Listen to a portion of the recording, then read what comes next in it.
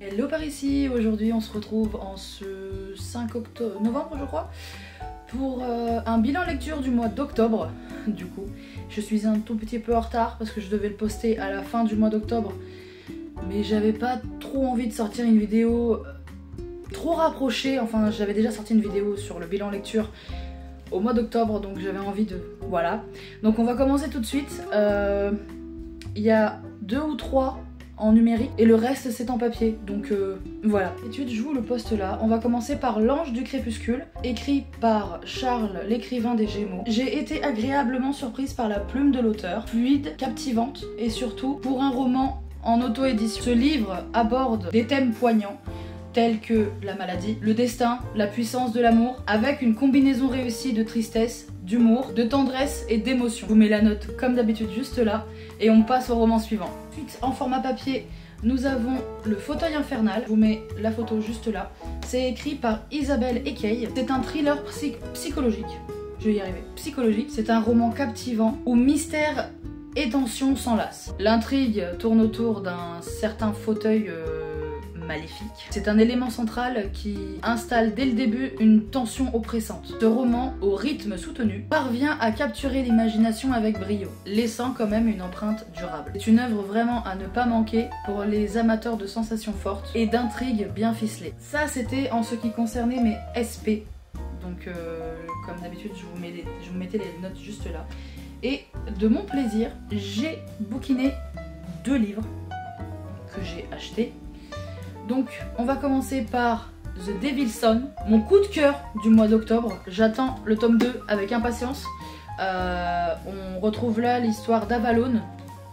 On est purement et durement dans tout ce qui concerne les dieux grecs, les dieux nordiques plutôt, les dieux nordiques comme Odin, Loki, enfin tout ça. On retrouve un gang universitaire qui est assez violent. Je ne vais pas vous en dire plus. J'ai vraiment été plongée dans l'histoire à tel point que j'ai commencé à mettre des post-it aux émotions, par rapport à mes émotions. Et au dernier, en fait, j'ai lu d'une traite. J'étais tellement plongée dans l'histoire que j'ai passé 2 heures à finir le bouquin. Mais du coup, je suis un petit peu dégoûtée parce que je n'ai pas pris le tome 2 avec. J'aurais dû. Parce que le dernier chapitre m'a laissé un peu dubitative. Et je veux savoir la suite en fait. Je l'ai en version Kindle, donc je l'ai en version numérique, le 2, 3, 4. Mais c'est pas pareil, on n'a pas l'odeur du bouquin, on n'a pas ce mouvement de tourner les pages et tout ça. Non mais ce livre reste quand même un coup de cœur, mais vraiment. Ensuite, nous passons au dernier où je suis toujours en cours, parce que du coup je l'ai commencé fin octobre. C'est Le Monstre du Château de Brooke. Alors les pages sont vraiment magnifiques. L'histoire, c'est pas pareil. L'histoire est très poignante. Alors ça c'est pour un public très averti. Plus 18 de préférence, parce qu'il y a beaucoup de trigger warning dedans. Mais genre beaucoup. Enlèvement, voilà. Agression, violence aussi. Donc si vous avez le cœur de le lire, n'hésitez pas. Mais il faut vraiment avoir le cœur accroché.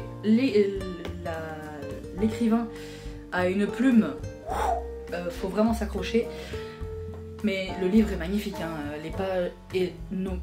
Les pages noires avec de l'écriture blanche. On se met tout de suite dans l'histoire. Par contre, on est dans le temps, disons, Moyen-Âge. Mais ouais, il me bouleverse et pourtant j'ai pas encore fini la lecture, mais là les trucs s'inversent. Je dirais plus que la princesse dedans, elle subit peut-être le syndrome de Stockholm, mais bon, hâte de le finir et puis je vous en dirai un peu plus lors du prochain bilan lecture.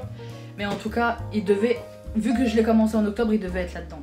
Voilà, en ce qui concerne mes lectures du mois d'octobre, elles sont... il y en a pas beaucoup, je vous l'accorde. Mais j'ai été plongée dans les histoires et autant tel qu'il soit. Hein. Après, mon coup de cœur reste The Devil's Son, mais ça c'est mon coup de cœur personnel parce que du coup c'est moi qui ai choisi le livre. Bon, dans les SP aussi, je choisis généralement ce que j'accepte et ce que je n'accepte pas. Mais j'ai adoré mes lectures de ce mois-ci, franchement, j'ai hâte. Là, j'ai 2 livres que je dois lire ce mois-ci, mais personnels. Pour moi, genre c'est moi qui les ai achetés. Et j'ai peut-être 3 SP. Ouais, 3 SP à traiter pour le mois de novembre. Donc je vous dirai tout ça premier week-end de décembre. Et puis voilà. Je vous souhaite à tous une agréable journée, une très bonne fin de semaine, un bon début de semaine parce que du coup quand je vous poste cette vidéo on est samedi. Je vous fais des bisous et à plus tard.